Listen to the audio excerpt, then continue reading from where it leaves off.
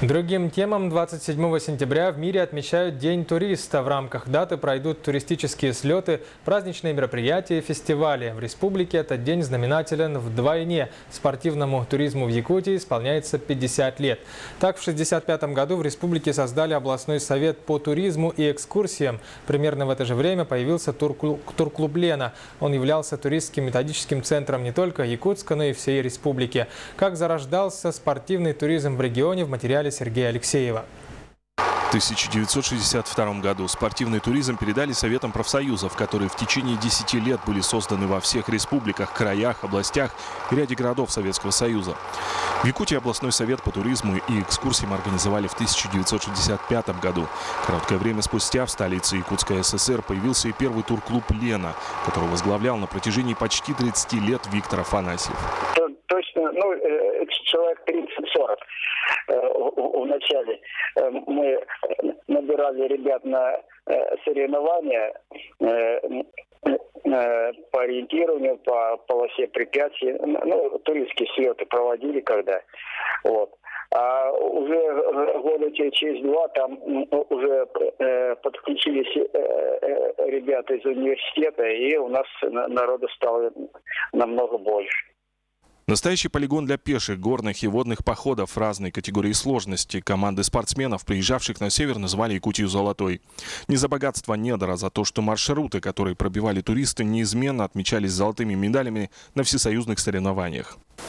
То есть они проходили такие сложные маршруты, которых, вот именно пеший горный туризм, это без альпионики, скажем, без элементов альпинизма.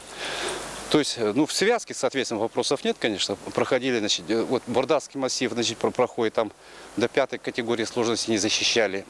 Соответственно, конечно, это все в чемпионате Советского Союза в то время, они завоевывали первые места. Хребет Черского, Бурдакский массив с высшей отметкой Якутии горой Победой, хребет Сунтар-Хаэта с горами Палатка и Мусхая, правобережье Индигирки – огромный безлюдный становой хребет, лежащий на стыке Якутии и Хабаровского края.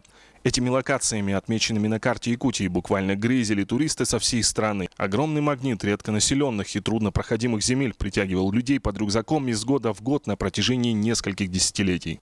По всей России знают, и очень многие мечтают попасть на Бордавский массив, Сунтар, Хаэта, на Мусхаю. Наряду с довольно большой деятельностью туристов из клуба «Лена» и туристских секций и объединений в Якутске активно развивался и детский туризм.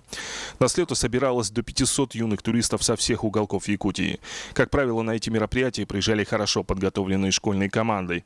К судейству детских турслетов привлекались туристы старшего поколения. Среди них Николай Томинчук, Галина Толмачева и Валерий Богомолов. Валерий Александрович до сих пор приезжает в Якутию и организовывает для детей походы выходного дня и другие мероприятия. Даже в этом году был в Якутии, и то я там с ребятами, я помогал ребятам судить, помогал ребятам судить, сплавлялся вместе с ними, помогал организовывать соревнования, походы выходного дня для детей. Так вот, мне просто интересно, как все-таки я столько много прожил в Якутии, мне она до сих пор интересна. Пик популярности спортивного туризма в Якутии пришелся на 80-е и начало 90-х годов. Кроме Лены существовало еще несколько объединений. Турклубы «Монолит», «Орион», «Статуправление», «Нордост», «Космофизика», «Арулган». К тому времени в республике насчитывалось порядка 1500 туристов-спортсменов. К сожалению, развал Союза и потрясения 90-х негативно сказались на развитии движения в регионе. До нашего времени спортивный туризм в Якутии сохранился во многом благодаря работе энтузиастов. Но это уже отдельная история. Сергей Алексеев, Афанасий Николаев, Якутия. День.